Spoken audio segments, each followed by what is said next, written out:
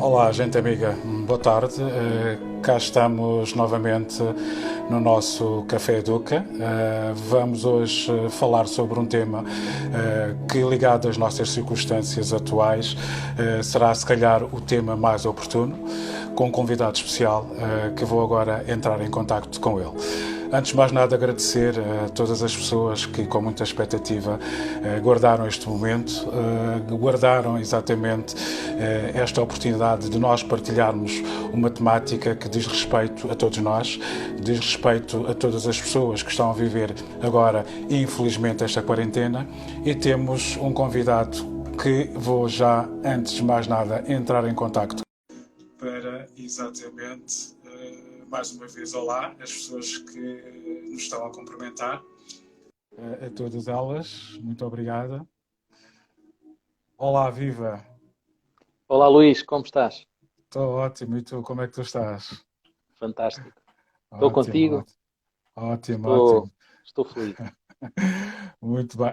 Antes de mais nada, agradecer-te exatamente esta disponibilidade, esta simpatia de teres aceito o meu convite para partilharmos aqui durante alguns minutos uma temática que vai mesmo a calhar, que é o tema da tua praia, o tema Não me da fales em tua praia. defesa, não é? Que é a felicidade. Portanto, o meu É muito verdade. obrigado.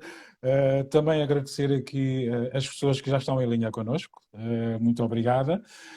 Dizer às pessoas também que nos vão acompanhar, as que estão agora, as que vão entrar, que podem perfeitamente entrar em direto connosco, podem fazer comentários, podem fazer perguntas, que nós cá estaremos com toda a simpatia para tentar responder a tudo aquilo que eventualmente será possível responder, porque eu acredito que é uma temática que diz respeito a toda a gente.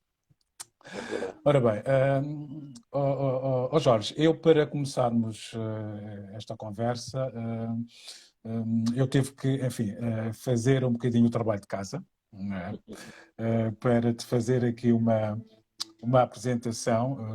Eu penso que a maior parte das pessoas já conhece o teu trabalho, já conhece o teu percurso, já conhece, enfim, tudo aquilo que tens feito, quer do ponto de vista académico, quer do ponto de vista social, ligado à filosofia, ligado à felicidade. Mas eu, entretanto, tenho É aqui uma verdade. pequena apresentação da parte, se calhar, menos conhecida das pessoas. Ok? Se me deres Ui, vamos a licença. isso. Ora bem, Jorge Dias nasceu na angolana cidade de Luanda, fruto do cruzamento de pai lisboeta e mãe alentejana. É portador de um currículo interminável. De formação, é doutorado em filosofia e especialista em felicidade. De vocação é consultor, investigador e professor universitário, mas ainda com força suficiente para ser embaixador do Plano Nacional de Ética no Desporto. Especialista do Plano Nacional de Promoção do Sucesso Escolar e tantas outras coisas. Que não parece que de criança sonhava ser jogador de futebol, advogado ou jornalista. Coisas que guarda no seu baú de infância, juntamente com Angola, Nazaré e Madeira. A primeira coisa que faz ao acordar é tomar um banho, para preparar o dia. Daí que cedo aprendeu a ser seletivo, focado, empreendedor, espiritual, sensível, organizado e multifunções. Não é de estranhar que seja demorador, confesso, de si próprio e do Criador do Universo. Atitude que encarna nas suas orbas narrativas.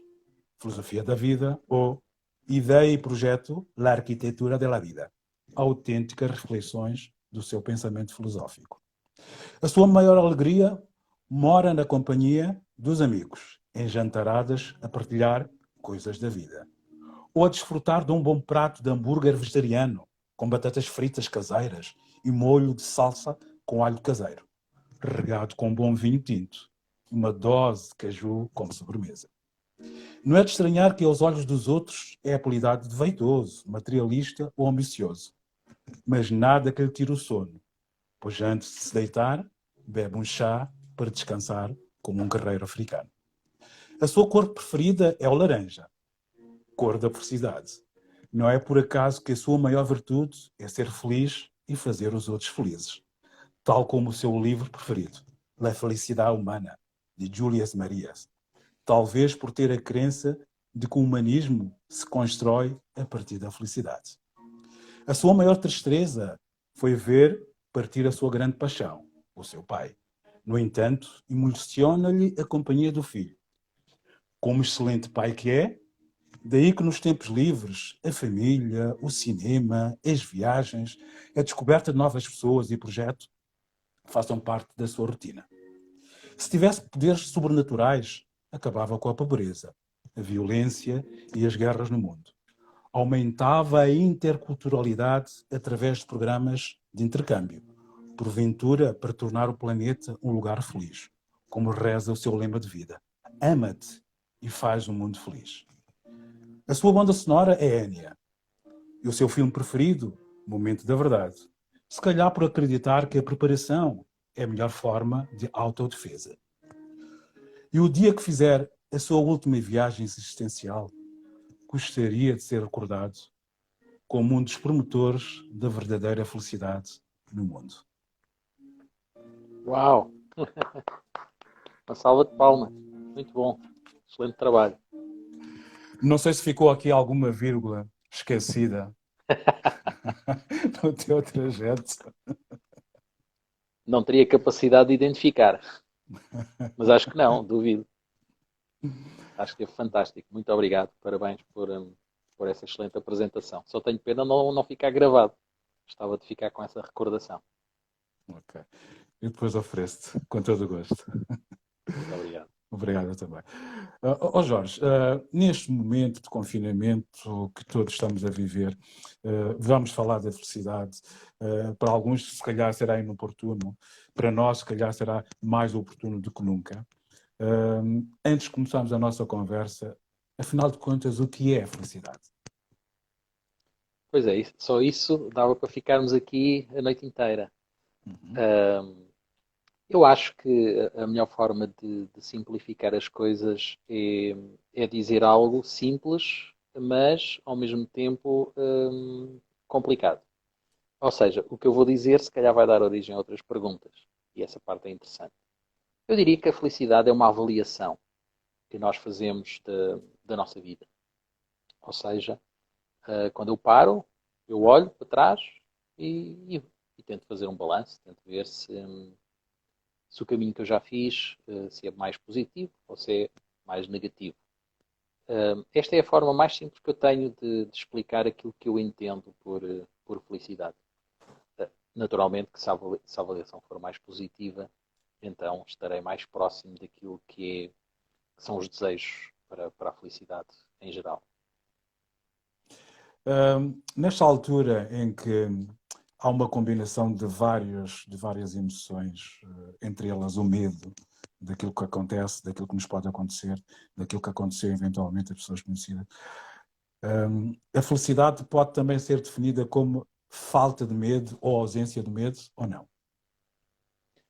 É interessante quando nós escolhemos o título para, para esta conversa de hoje. Eu pensava precisamente nisso. Emoção ou projeto. Eu acho que a resposta está na junção das duas. No entanto, tendo em conta a pergunta que fizeste agora, o medo que nos aponta mais para a questão da emoção, eu acho que é importante ter a emoção sempre associada, mas eu acho que muitas vezes as pessoas não olham para a parte da avaliação, novamente, porque as emoções nós podemos trabalhá-las da mais diversa forma e podemos ter aqui uma interpretação das emoções que também pode ser diversificada. No entanto, do meu ponto de vista, aquilo que é mais interessante é ver nas emoções uma avaliação que nós fazemos das situações, já não tanto da vida, porque as emoções são muito terra a terra, não é? Eu tenho a emoção naquele momento em relação àquela coisa, mas dá para medir o meu estado relativamente a esse tipo de coisas que eu estou a viver. E, portanto, a questão do medo, que depois podemos colocar no outro lado da balança a coragem, é muito relevante porque pode ser aqui um sinal para nós avançarmos ou não depois do outro lado, que é a dimensão do projeto que eu estava a falar. E, Uhum. portanto, se nós temos medo, podemos dizer que a emoção vai ser um bloqueio, um obstáculo para o meu projeto de felicidade. Estavas a falar do momento. Para ser feliz, um, tem de se viver precisamente o momento. Um, sim e não. A felicidade está conectada às emoções e aos momentos. Uhum. Não pode ser de outra forma. Agora, se eu conseguir perceber que a felicidade é mais do que isso, que a felicidade tem a ver com a globalidade da minha vida, portanto, a felicidade não é 1% da minha vida. Uhum. Se eu vir a felicidade só dessa forma, como uma pequena parte da minha vida, então eu nunca vou ser feliz na vida. Ok. Nem de perto nem de longe. Estarei muito longe da felicidade. Agora, se eu perceber que a felicidade está colada à minha vida e que o Uhum. principal objetivo da minha vida é precisamente ser feliz, então isto leva a uma grande volta, não é? Então, a felicidade é muito mais do que um momento.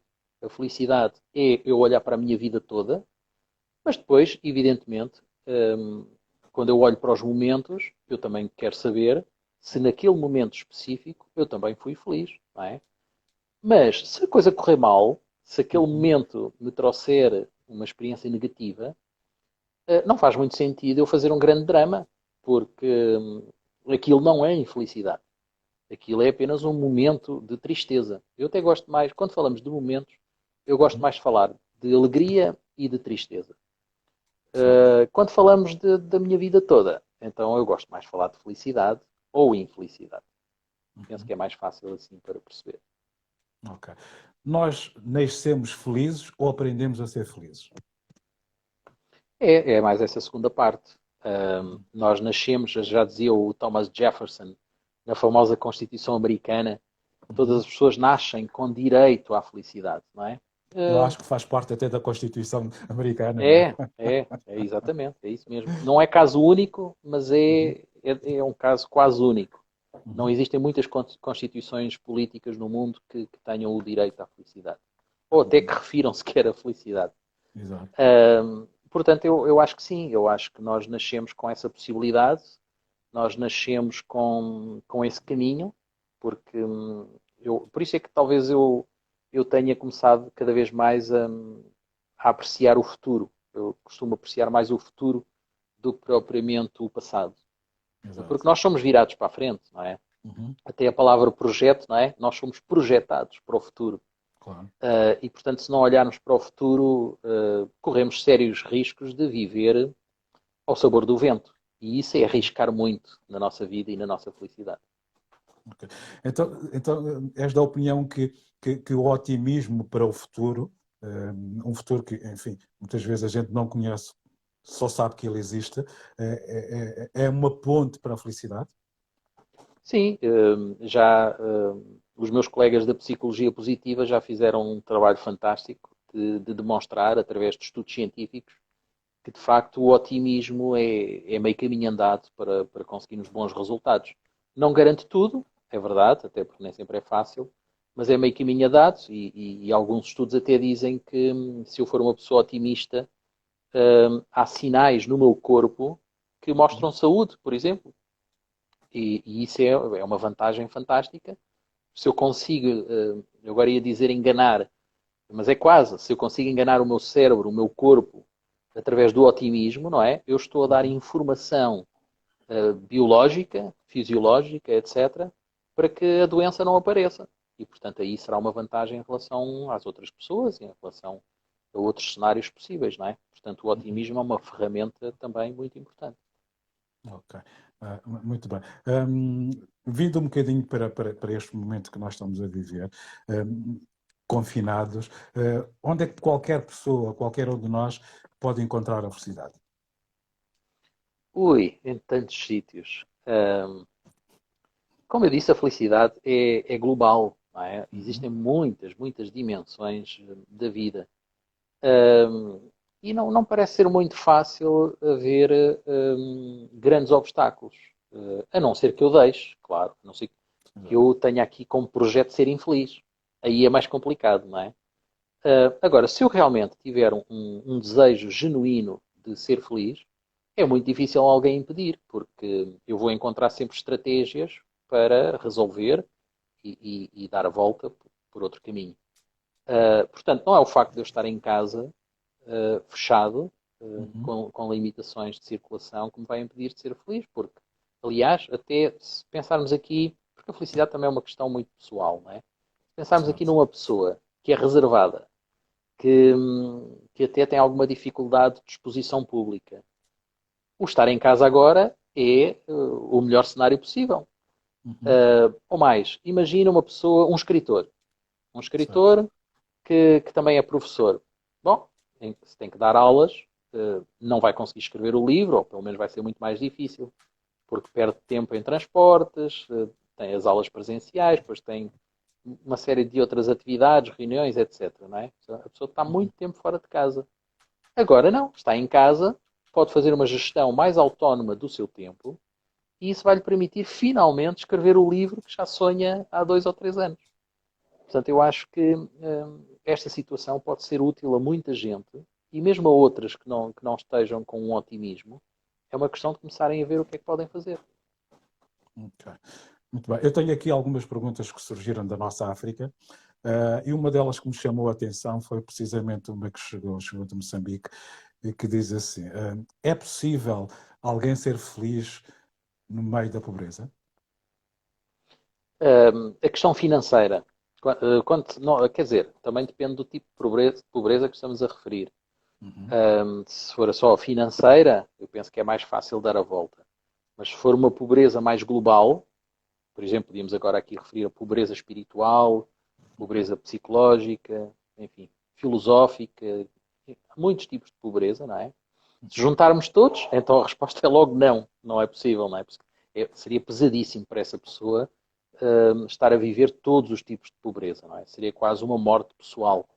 Uhum. Ou seja, eu estou cá, o meu corpo está vivo, mas a minha pessoa desapareceu, não é? Porque seria fortíssimo.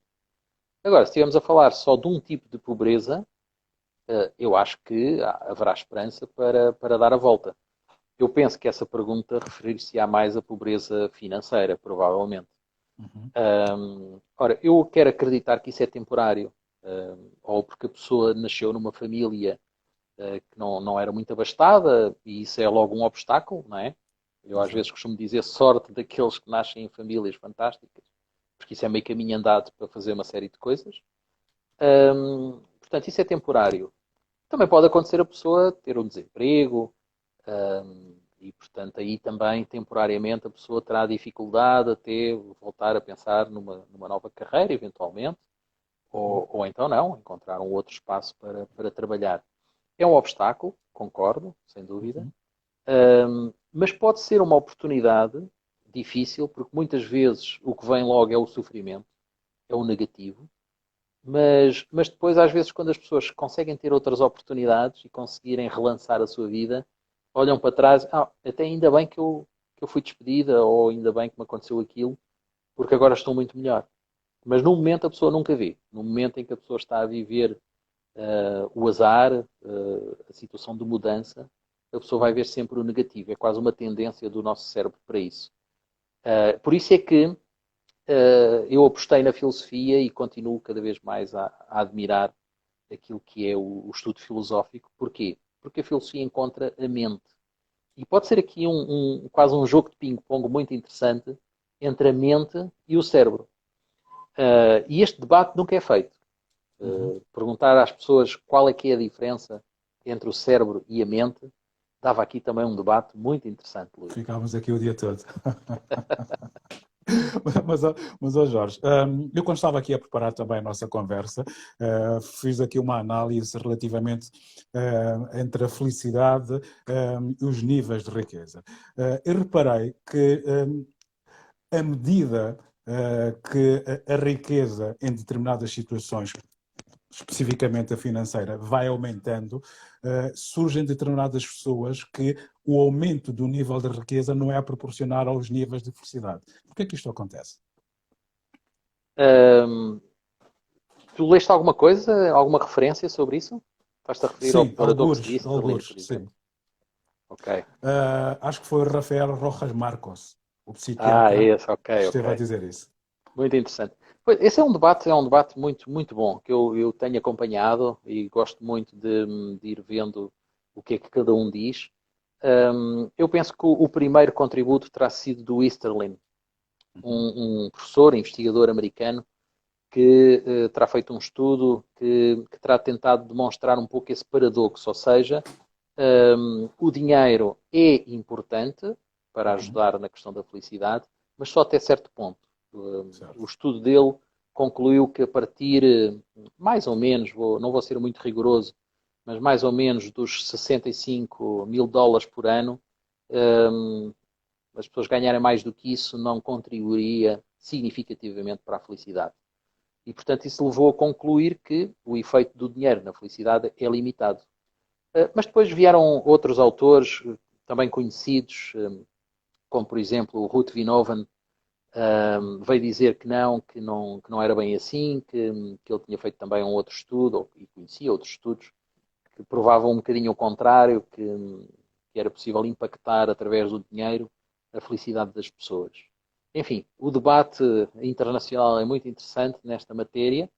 Há até depois um investigador japonês, que até Uhum, tem um nome parecido com com uma marca automóvel, que publicou um livro há pouco tempo e que já está em português, que é o Happy Money, uma capa amarela, uhum. que acabou por criar uma estratégia de, através do dinheiro, uma boa gestão do dinheiro, promover mais felicidade. Portanto, eu penso que conseguimos aqui encontrar estudos que fundamentem quer uma opinião, quer outra. Muito bem. Interessante, interessante. Outra das coisas que me está a preocupar, eu penso que deve preocupar também a muita gente, é porque é que, à medida que os anos nos vão caindo em cima, os nossos níveis de felicidade vão diminuindo. Ou seja, nós somos mais felizes quando crianças, à medida que os anos vão tomando conta de nós, a felicidade vai diminuindo. Isto é assim, cientificamente? Sim, fala-se até na curva da felicidade, não é? Exatamente, exato, exato. E que essa curva da felicidade é um bocadinho dura para olha, para as pessoas da nossa idade, Uhum, 40, 50 anos, que seríamos as pessoas mais infelizes.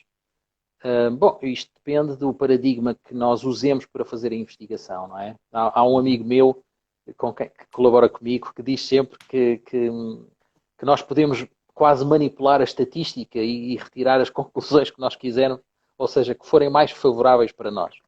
E ele tem alguma razão, porque na verdade eu posso fazer um estudo e dizer-te assim: mais de 50% das pessoas envolvidas nesse estudo disseram que ficaram mais felizes depois de trabalharem comigo. Bem, tu vais ficar a pensar que eu sou um profissional fabuloso, não é? Mais de yes, yes. 50% é significativo. Mas se eu te disser que o estudo só teve 3 pessoas e que 2 é que disseram que sim, que era bom, tu vais dizer, esse estudo não tem valor nenhum. E é verdade, tens razão. Um estudo só com 3 pessoas não tem valor nenhum. Claro, Mas se eu disser os resultados em percentagem, eu vou te enganar, praticamente. Porque tu vai, mais de 50%, uau! Pois, mas foram só duas. Só 2 pessoas é que disseram isso. E, portanto, eu penso que quando olhamos para os estudos, temos que ter em conta o paradigma de abordagem. Um, uhum, eu não concordo propriamente com essa análise. Eu vou mais pela teoria das idades. E o que é que diz a teoria das idades? A teoria das idades diz que nós temos que aproveitar muito bem cada idade. E cada idade tem tarefas específicas, não é? Portanto, eu não vou casar com 2 anos de idade, uhum. ou eu não vou fazer uma atividade radical com 85 anos de idade. Portanto, eu acho que nós temos que aproveitar bem cada idade. E há estudos muito interessantes sobre isto, que dizem que, por exemplo, que pessoas que na adolescência não tiveram possibilidade de namorar, por exemplo, ou de sair à Uhum. noite e divertirem-se com os amigos, têm uma tendência para depois vir a fazer na idade adulta. E depois vemos aquelas pessoas com 40 ou 50 anos A a fazer as saírem coisas muito que à não fizeram aos noite, 16. exatamente, a namorar muito, a terem muitos parceiros, enfim. Precisamente por isso, porque não houve um aproveitamento na idade certa. Portanto, eu acho muito interessante esta teoria das idades. E, portanto, não há ninguém que possa ser mais feliz do que outro, desde que nós consigamos aproveitar cada idade da melhor forma possível. Eu estava a pensar que essa curva de idades da felicidade chegava na fase mais adulta, digamos assim, porque, enfim, os níveis de preocupação que nós temos na vida adulta não têm nada a ver com os níveis de despreocupação que nós temos na infância. Exatamente, também é verdade, nesse aspecto é verdade. Mas isso é uma questão de adaptar, não é? Alguns autores dizem que faz mais sentido falar na felicidade quando se é jovem, não é? Porque não Uhum. tem essas preocupações. Mas é uma felicidade diferente, não é? Eu já ouvi muitas vezes adolescentes dizerem que não se sentiam felizes. Aliás, até te vou dizer outra coisa, que também pode ser interessante aqui para a nossa conversa, que é, porque é que os estudos indicam que há uma tendência num tipo de adolescente feminino para ter namorados, portanto, homens mais velhos? Pode ser uma questão interessante analisar essa tendência. Precisamente porque, e depois as respostas, se nós formos ler alguns estudos de caso, as respostas indicam que essas jovens adolescentes procuram mais autonomia que não têm com a idade, ou seja, procuram um namorado Uhum. com carro, que possa ir dar uns passeios, fazer umas viagens. Lá está, a tal autonomia que só se pode ter com uma idade mais avançada. Portanto, eu penso que aqui volta a fazer sentido a ideia de que cada caso é um caso e há que analisar as características específicas de cada pessoa. Há bocadinho estiveste a dizer que isto da felicidade era uma coisa pessoal. Mas eu, entretanto, também nas minhas pesquisas, dei uma voltinha pelo relatório da World Happiness Report de 2019, sobre os países mais felizes do mundo. Isto faz-me imensa confusão, a classificação dos países mais felizes do mundo. Aparece, por exemplo, a Finlândia em primeiro lugar, a Dinamarca em segundo lugar, a Noruega em terceiro lugar, países nórdicos, frios. Existe aqui alguma metodologia que se possa universalizar para fazer um ranking da felicidade ao ponto destes países, enfim, que são os países mais frios e mais desenvolvidos, estarem sempre nos primeiros lugares? Ora, grande questão, Luís, muito obrigado. Essa questão é fabulosa, de facto. Eu sou uma pessoa que é suspeita porque eu gosto muito desse ranking e gosto muito desse projeto. Apesar de ser um projeto apadrinhado pela ONU, não Sim. é propriamente um projeto da ONU. Uhum. Aliás, eles nos relatórios dizem sempre que eles separam sempre. Bom, somos uma equipa de investigadores que tem vindo a crescer, que tem sido fantástico esse trabalho, mas que não vinculam a ONU nesses relatórios. Seja como for, é verdade. Muitas vezes eu pergunto, ou nas conferências, ou nas minhas aulas sobre esse tema, eu pergunto se as pessoas acham que a felicidade é uma questão geográfica. Porque, de facto, se tu reparares, alguns países do norte do planeta, nomeadamente esses que tu disseste, Uhum. do norte da Europa, mas também do norte da América, estão sempre muito bem posicionados no ranking mundial de felicidade, desde o início. O primeiro Mas relatório porquê? vem de 2012. Mas não é uma questão geográfica, porque se tu fores, por exemplo, para o norte da Ásia Uhum. e até para a Rússia, portanto a Rússia e a China, não estão normalmente bem posicionados. Portanto, não é uma questão geográfica. Ou se olhares também para o sul do planeta, a mesma coisa. Vais ver no sul do planeta, por exemplo, a Nova Zelândia é um dos países que está muito bem posicionado no ranking. No entanto, está no sul do planeta. Portanto, isto é uma brincadeira. Eu até fiz um mapa colorido onde pus os Uhum. países mais felizes, os intermédios e os menos felizes, para mostrar mais facilmente às pessoas que não é uma questão geográfica. É sim, e para responder à tua pergunta, na minha perspectiva, uma questão de condições.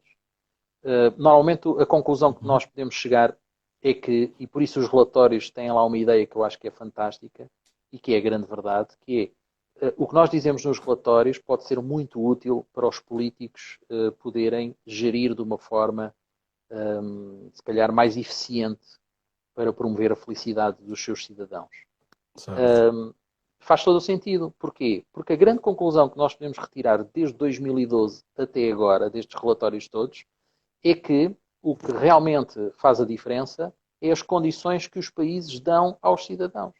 E, portanto, Uhum. se tu tens numa Finlândia, numa Noruega, numa Suécia, todos esses países que estão sempre em primeiro lugar, é de facto que eles fazem uma gestão política dos governos virado para a sociedade e para os cidadãos. Portanto, tu depois vais cruzar isto com os números da corrupção, são países com quase, é ridículo os números da corrupção nesses países. Exato. Porque não tens um deputado a viver num T3 de luxo, não tens um deputado com motorista e um BMW e por aí fora, não é? Tens sim deputados a andarem de bicicleta, a andarem de transportes Uhum. públicos, a viverem num T0 no centro da cidade, enfim, gastar o menos possível para que depois o dinheiro possa ser usado em nome da Uhum. felicidade da sociedade em que eles vivem. Isto sim parece-me o que faz a diferença. Porque já agora deixa-me só dizer mais uma coisa que parece muito importante para quem nos está a ouvir, porque nós somos muitas vezes catalogados por sermos um povo triste, pessimista e, em alguns casos, até incompetente, e isso não é Uhum. verdade. Eu tive a oportunidade de colaborar com vários colegas desses países ditos mais felizes do mundo e Uhum. não me senti inferior como português, não me sentia inferior a eles, muito pelo contrário. Muitas vezes até sentia que trabalhava mais rápido, que conseguia resultados mais rápidos do que eles. Então, o que é que eu concluí? O que eu concluí foi que, muitas vezes, os resultados do meu trabalho eram pagos por mim. Ou seja, as organizações para onde eu colaboro não davam ajudas de custo, eu é que tinha que pagar as minhas viagens, os meus materiais de trabalho e por aí fora, não é?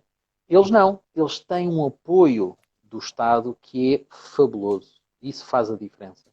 Portanto, isto, resumindo e concluindo, o que faz a diferença é as condições que o país dá às pessoas para Uhum. trabalharem, para viverem. Isso faz a diferença na promoção da felicidade de toda a gente. Ok. Porque a mim fazia uma imensa confusão quando depois comecei a ver os níveis de suicídio, os níveis de dias com pouco sol, como é que esta malta conseguia efetivamente estar sempre nos primeiros lugares do ranking. Mas como disseste, efetivamente tem a ver com o facto da forma como é que a riqueza gerada é depois distribuída no sentido das pessoas terem qualidade de vida. Portanto, há aqui uma relação entre condições de vida ou qualidade de vida com a felicidade, não é? Sim, essa questão do suicídio também é muito interessante. Aparece-me sempre essa pergunta nas conferências e faz todo o sentido, porque faz-nos pensar, não é? Como é que é possível que isso aconteça. A questão é que isto também nos faz pensar naquele ditado popular que os extremos às vezes estão muito próximos, não é? Claro. Ou amor e ódio às vezes até, como é que é possível, não é? Há alguns cientistas que têm dito que isso acontece porque a parte do cérebro que sente o amor e o ódio é exatamente a mesma. Por isso é que eles estão próximos. Enfim, mas isto levava-nos para outras questões. O que eu acho é que estes modelos de sociedade que permitem que a felicidade apareça são modelos de sociedade altamente competitivos. E, Certo. portanto, essa competição não agrada a todos, não é? Não vai ter um bom resultado em toda a gente. Há sempre aquelas pessoas que vão sentir a pressão e que não vão conseguir dar uma resposta positiva. E, portanto, eu penso que serão essas que entrarão num regime mais patológico e que Uhum. possam ceder depois ao desejo de suicídio.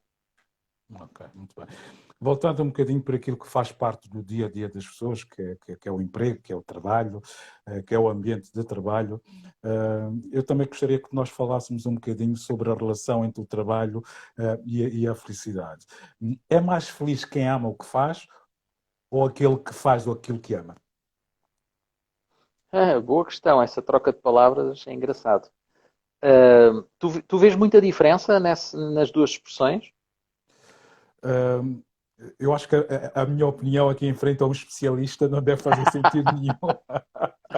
Não, era só para trocar Não, mas é ideias. uma questão também que me inquieta, saber se efetivamente em contexto de trabalho nós somos felizes quando fazemos exatamente aquilo que amamos ou somos felizes quando amamos aquilo que fazemos.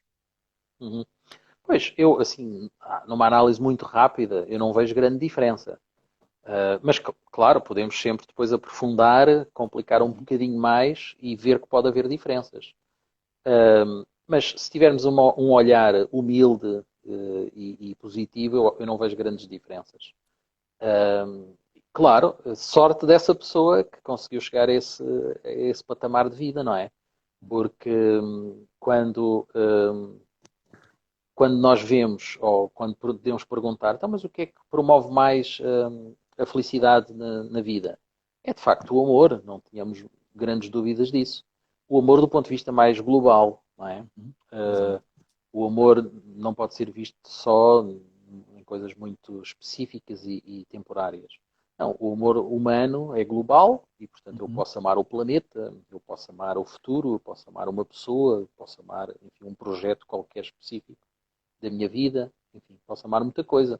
Posso-me amar a mim próprio, não é?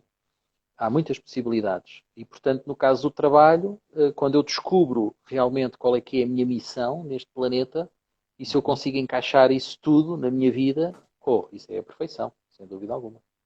Ok. Eu digo isto porque, não sei se há cá, mas, por exemplo, nos Estados Unidos da América já existe muito a parte da introdução da velocidade dentro do contexto empresarial, porque já verificaram, não sei se é verdade ou não, que existe uma relação entre o aumento da produtividade e o facto de criar contextos onde os próprios trabalhadores são felizes. Sim, é verdade. Por exemplo, o Deneve, que é um investigador da Universidade de Oxford, escreveu um estudo em 2019 que envolveu aquilo que é a mesma coisa que a PT em Portugal, mas Uhum. no Reino Unido, um bocadinho maior, porque envolve todos aqueles países, e ele chegou à conclusão que a felicidade contribuía para um aumento de produtividade em 13%. E é interessante que este investigador tem feito um trabalho muito bom, e uma das consequências, até porque falaste há bocadinho nos relatórios mundiais de felicidade, foi ele ter sido convidado para ser um dos editores principais, porque desde 2012 só havia 3 editores do relatório, e neste momento há 4, sendo o de Neve um deles, precisamente Uhum. por este tipo de trabalhos que ele tem feito e que tem sido um contributo muito, muito importante para aquilo que hoje já se chama a ciência da felicidade. E cá em Portugal, como é que isso está? A felicidade é uma coisa que entra sem resistência para o contexto das empresas? Já trabalhaste nesta área? Existem projetos de trabalhar a parte da felicidade para aumentar a produtividade das empresas aqui em Portugal? Tens noção de como é que as coisas estão cá? Sim, digamos que nós criámos um projeto de investigação na Universidade Católica no final de 2017 e começámos a entrevistar especialistas e fomos encontrando pessoas que tinham conhecimento sobre esta área, mas a sensação que nós tivemos é que há uma espécie de pré-2017 e pós-2017, porque o nosso projeto, juntamente com o facto de estarmos na Universidade Católica, que é uma universidade de referência nacional, penso que teremos contribuído para agitar as águas nesta área. E o que temos notado foi que começaram a aparecer pós-graduações, inclusive Uhum. o nosso projeto foi convidado para participar numa pós-graduação em gestão de pessoas e felicidade organizacional na Universidade Atlântica. E, e depois apareceram outras, portanto, já houve um MBA também em Coimbra. A Universidade do Porto também tem feito uns cursos um bocadinho mais pequenos. Penso que em Leiria também foi criado um MBA. Portanto, penso que o mercado português está a acolher muito bem esta área. Houve um desenvolvimento muito grande, porque depois nós também começámos a publicar textos. Já publicámos 2 livros no projeto, 2 volumes, e começámos também a organizar seminários sobre estas temáticas. O último seminário, nós convidámos a Marie Cole, que é diretora de felicidade no grupo BMW, portanto, e só para dizer que o grupo BMW tem três diretores de felicidade, Lisboa, Porto e Coimbra, e já há muitas empresas a investir nesta figura que nós chamamos do Happiness Manager, o gestor de felicidade. Embora haja nomes diversos, há também o Chief Happiness Officer, enfim, há muitos nomes que têm sido utilizados, mas é uma área que está francamente em expansão, precisamente porque os resultados são claramente positivos. Ok, muito bem, fantástico, fantástico. Não tinha essa noção. Voltando um bocadinho para aquilo que é a nossa área académica, nas escolas, eu lembro-me uma vez ter feito com um conjunto de pais uma palestra que estivemos a fazer, onde eu perguntava aos pais o que é que eles queriam que os filhos fossem na vida, não é? E depois catalogamos um conjunto de respostas que os pais queriam que os filhos fossem felizes, fossem otimistas, fossem resistentes, fossem resilientes, fossem alegres. Eu depois perguntava aos pais, mas o que é que os vossos filhos aprendem na escola? Pois, mas eles aprendem matemática, geografia, história, química e por aí fora. Não achas que há aqui um desfazamento naquilo que é a política educativa entre aquilo que é pretendido efetivamente que nós queremos para os nossos filhos e depois é aquilo que nós ensinamos em termos de conteúdos programáticos na escola? Claramente, totalmente de acordo. No entanto, também tem que adotar aqui uma posição de humildade, no sentido de reconhecer que não é fácil colocar isso em prática. E podemos ver que. Desculpa, eu faço esta pergunta porque tu fazes parte do Plano Nacional da Promoção do Sucesso Escolar. Eu percebi, eu Portanto, foi percebi, mesmo intencionada. A pergunta foi eu mesmo percebi. intencionada. É uma grande responsabilidade falar nesse âmbito, porque, repara, grandes teóricos já passaram pelo Ministério da Educação. Pessoas com um currículo fantástico, mas depois o que acontece é que dá a sensação que o Ministério da Educação é uma máquina tão grande de Exato. transformar um currículo fantástico numa pessoa que depois ninguém gosta, não é? E isso tem acontecido com muitas pessoas que foram ministras da Educação. E então eu acho que devemos ter a humildade de reconhecer que é muito difícil, por muito bom currículo que nós tenhamos, de chegar a uma máquina tão grande e fazer um bom trabalho. É mesmo muito difícil. É muito mais fácil, se calhar, fazer um projeto num contexto mais concreto, não é? De intervir numa escola só, fazer um projeto piloto, etc. É muito mais fácil aí do que um ministério, uma coisa tão grande. No entanto, do ponto de vista teórico, é evidente que podíamos organizar as coisas de outra forma. Aliás, eu gosto de ter como referência um dos países que mais evoluiu na educação no mundo, que foi a Coreia do Sul, e eu estive lá em 2012 e tive a oportunidade de verificar qual é que era o segredo do sucesso. E o segredo do sucesso passa por levar para a escola a vida. Ou seja, preparar os jovens para a vida, não é? E não estar a obrigá-los a fazer determinadas coisas que depois não têm nada a ver com a vida, não é? Ou então é arranjar aqui um equilíbrio onde se possa conseguir as duas coisas, dar-lhes cultura geral, que também é importante, sem dúvida, mas Claro. dar-lhes a vida, não é? Habilitá-los para viver nesta vida. Porque senão vamos continuar sempre a formar jovens que depois chegam ao mercado de trabalho, quer seja do ensino básico secundário, quer seja do ensino superior, porque o problema está nos dois tipos de ensino, e eles vão ter sempre necessidade da formação das empresas. Porque é que as empresas, assim que os colaboradores entram, integram logo os colaboradores num programa intensivo de formação? Porque eles não vêm preparados para fazer praticamente nada, não é? E, portanto, as empresas sentem necessidade de criar esses programas específicos e aí sim dar-lhes eles a formação como deve ser. Ok. Eu acho que se pudéssemos trazer alguns professores da Disney University para que conseguíssemos fazer uma cópia exatamente dos programas de felicidade que eles têm a nível da formação e fizéssemos uma transposição para o nosso sistema de educação, de ensino. Seguramente os resultados, acho eu, seriam melhores. Estamos já a chegar ao fim da nossa conversa. Uma pergunta que diz respeito a nós, que somos africanos. Estou olhando para a África. Como é que tu vês a África em termos de felicidade? Por acaso é algo que tenho pensado nos últimos tempos, porque, por várias razões, porque quando nós começámos o nosso projeto de investigação, estávamos só a pensar em Portugal, mas depois foi inevitável. As pessoas que passaram pelo nosso projeto começaram a pensar, bom, mas porquê só Portugal? Esta ideia é fantástica, vamos ajudar Portugal, sem dúvida, mas podemos ajudar outros países onde Portugal também faz sentido, que são os países com língua portuguesa também, e cultura portuguesa e por aí fora, e tantas semelhanças, não é? Tantos pontos de ligação. Então foi aí que começámos a olhar precisamente também para o Brasil e para Angola, para Moçambique, Cabo Verde, etc. E aí começámos a olhar para o ranking e ver onde é que esses países estavam colocados e tentar perceber porque é que estavam colocados nesses lugares e ver se havia futuro, não é?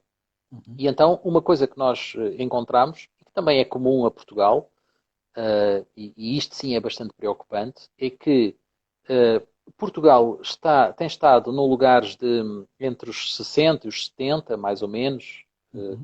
embora já tenha estado pior, e houve uma subida neste último ano, o que é positivo, mas nós temos que olhar para os critérios todos.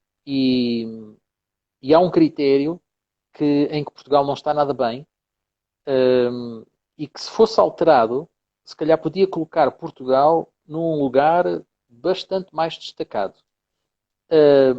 E porquê que eu falo nisto? Porque é o critério da corrupção. Portugal tem estado em 130, mais ou menos. Mais coisa, Uhum. menos coisa. Portanto, repara, de 60 para 130 vai uma grande diferença. Claro. Portanto, se Portugal, se nesse critério está em 130 e o resultado final é 60, em média, então significa que nos outros critérios Portugal está ao nível do topo mundial. Porque depois, para fazer o equilíbrio, não é? Uhum. Esta é uma leitura que nós temos que fazer. Então, temos que acabar com a corrupção. E isso também é uma característica muito comum nos países africanos, em alguns países africanos. Portanto, eu acredito que se conseguíssemos arranjar estratégias de pôr fim à corrupção, Uhum. todos estes países que estamos agora aqui a falar subiriam no ranking e melhorariam em muitas condições. E já sabe, como eu disse há pouco, se melhorarmos as condições que o país dá aos seus cidadãos, então as pessoas também vão trabalhar muito mais para conseguirem ser felizes e isto tudo junto dá uma sociedade mais feliz. Ok. Portanto, temos que fazer efetivamente em África, para já, enfim, acabar com os níveis de corrupção que são assustadores. Há quem diga que é um bocadinho a herança, não sei se é, mas que existe de facto aquilo que acabaste de dizer, esta relação entre aumentar os níveis de qualidade de vida das pessoas e diminuir, enfim, as coisas mais negativas, como por exemplo a corrupção, para que efetivamente os nossos países, especificamente de língua oficial portuguesa, possam ter níveis de felicidade muito mais elevados comparativamente àqueles que têm atualmente, não é? Sim, sem dúvida. Esse é o caminho, o primeiro Uhum. caminho. E um segundo caminho que eu acho que também é importante ter em conta é o investimento sério na educação, numa educação de Muito bem. qualidade e rigorosa. Porque muitas vezes o que nós vemos, e eu tenho sentido muito isso, sobretudo na educação mais virada para a dimensão privada, que é como é que nós damos resposta a isto. Porque se formos muito rigorosos, não é? Se começarmos a reprovar os alunos, bom, não havendo alunos, o privado fecha, não é? Porque Claro. os privados também vivem do financiamento dos alunos, não é? Portanto, há aqui uma série de coisas que nós temos que pensar, como promover o rigor, a qualidade, porque a educação, se for feita dessa forma, vai ser aqui uma resposta muito, muito interessante para aquilo que depois são os obstáculos políticos. Muito bem. Muito bem, Jorge. Olha, eu penso que nesta pequena conversa, que daria efetivamente para muito mais tempo, tocamos em vários assuntos. Espero muito sinceramente que as pessoas que nos estiveram a acompanhar, não sei se alguém tem alguma pergunta a fazer, foram fazendo, mas entretanto o calor da conversa não nos permitiu estar aqui alguma resposta, mas Boa. penso que alguém que nos esteve a acompanhar, efetivamente, deve ter ficado um bocadinho mais feliz, e se assim for, eu penso que fomos capazes de passar a mensagem. O objetivo era, no meio, enfim, destas circunstâncias que todos estamos aqui a viver, estar a mostrar exatamente que, para além de tanta notícia negativa, por além de tanta notícia que aparece no telejornal, nos jornais, sobre coisas menos boas, há sempre um espaço também para a felicidade, há sempre um espaço para nós encontrarmos uma lufada de ar fresco para que a nossa vida possa ser um bocadinho mais feliz do que aquela que foi ontem. Não sei se Exatamente, queres totalmente de acordo. deixar, não sei se estás de acordo com isto. Sim, eu até acho que o nosso set point é de felicidade, ou seja, nós estamos sempre numa linha de felicidade, por isso é que mantemos vivos, não é? E de vez em quando é que aparecem obstáculos que nos deixam mais down e que temos que recuperar, não é? Basicamente é isso. Muito bem. Jorge, resta-me agradecer-te esta conversa fabulosa. Eu acho que demos aqui, ou deste tu, uma lição de felicidade que vai nos fazer bem, fundamentalmente a nossa autoestima. Quero-te dar um grande abraço, dar-te felicidades no lindíssimo trabalho que tu tens estado a fazer de investigação dentro daquilo que é a felicidade, e que um dia, quizás, a gente tenha esta conversa nos nossos países, em África, em Moçambique ou em Angola, para que de facto mostrar que também, apesar das circunstâncias, é possível que a nossa gente também possa encontrar alguns pontinhos de felicidade, o que seria muito bom para nós também. Sem dúvida, olha, está já marcado na minha agenda. Muito obrigado, Luís. Eu não teria tido esta oportunidade de ter uma conversa fantástica neste fim de tarde se não fosse aqui o nosso trabalho conjunto. Acho que foi um momento brilhante para todas as pessoas que assistiram e fica já em agenda o próximo passo. Um grande abraço também para ti, Luís. Muito obrigado. Obrigado também. Um grande abraço. Um grande abraço. Ora bem, vamos nos despedir do Jorge ao som de Enya, a sua banda sonora, para aproveitar e agradecer as pessoas que nos fizeram companhia, agradecer também a disponibilidade do Jorge, e dizer que este projeto do Café Educa, enfim, enquanto eu não voltar para a televisão, vai continuar. Temos um mês também repleto de gente excelente que vamos falar aqui sobre diferentes temas, esperando muito sinceramente que, enfim, esta mensagem já tenha chegado em ótimas condições, e dar-vos um grande abraço e desejar-vos um feliz feriado e um ótimo fim de semana, e que, por favor, sejam todos felizes. Adeus e até à próxima.